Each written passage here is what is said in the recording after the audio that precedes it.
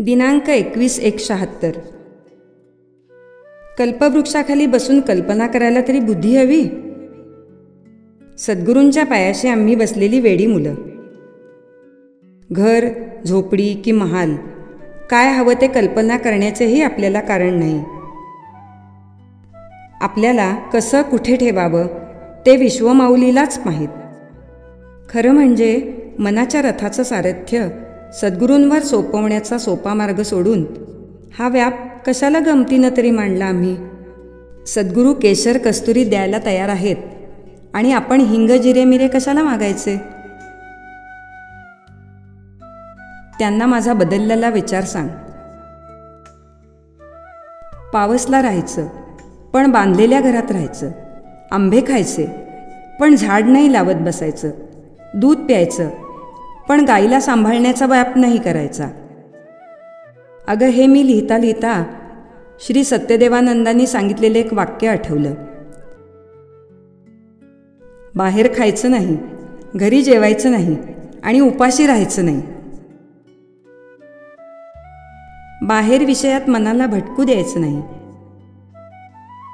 नित्य विषयात गुंतायचं नाही. स्वरूपानंद पोटभर जेवल्याच्या तृप्तीनं राहायचं. सुशाही पावसवारी चढत्या चढत्या आनंदाचीच होती. शेवटी 30 तारखेस मंडपात सद्गुरू स्वरूप स्वामी सत्यदेवानंद मन मोकळे बोलू लागले. तसा आज स्वानंद फुलत राहिला. उद्या एकदमच प्रवास करू ही सूचना ऐकून आनंदाला भरती आली. सुशा, भक्त पंढरीला जातात, पण पंढरीनाथ भक्तांच्या बरोबर आले तर काय वाटेल ग त्यांना. श्री नारायण स्वरूप यतिराज असतात. सद्गुरू तर साक्षात ब्रह्मस्वरूप. ते ब्रह्मस्वरूप साक्षात शब्दरूपानं भेटलं. सुशा, तसं पाहिलं तर श्री सत्यदेवानंदांचा अधिकार त्या सद्गुरू स्वरूप मी मार्च महिन्यात आम्ही पावसला गेलो त्यावेळी पूर्ण समजून चुकले.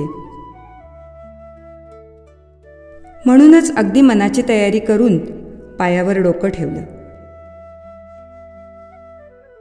सत्यदेवानंदांना पाहून आपल्याला फार प्रसन्नता वाटली असं सद्गुरू म्हणाले.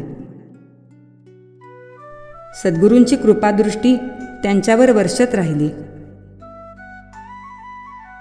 1974च्या ऑगस्टमध्ये संपूर्ण शक्ती संक्रमणच झालं असं मनोमनी समजलं. कुणाला काही विचारण्याची आवश्यकताच उरली नाही. प्रवासात स्वामी व्यावहारिक गोष्टी सांगून परमार्थ सांगता सांगता व्यवहार शिकवत होते.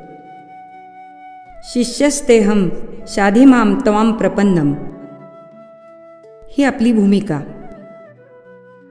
त्यांनी सांगितलेल्या कितीतरी बोधकथा सहज जीवनात बदल घडवणाऱ्या आहेत. ते सर्व प्रत्यक्ष बोलायला हवं.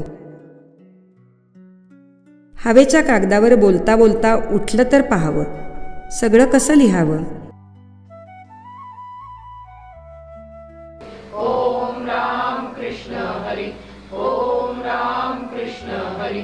ओम राम कृष्ण हरी. ओम राम कृष्ण हरी. ओम राम कृष्ण हरी. ओम राम